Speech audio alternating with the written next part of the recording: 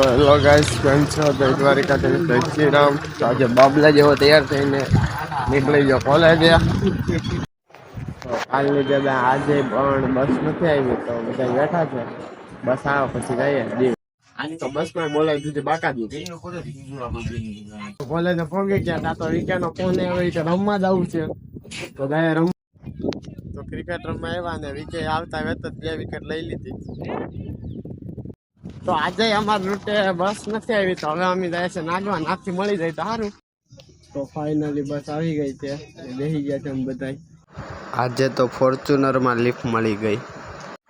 ઘેરે પહોંચ્યો ત્યાં તો ભાઈઓનો ફોન આવી ગયો કે રખડવા જવું છે, તો નીકળી ગયા રખડવા.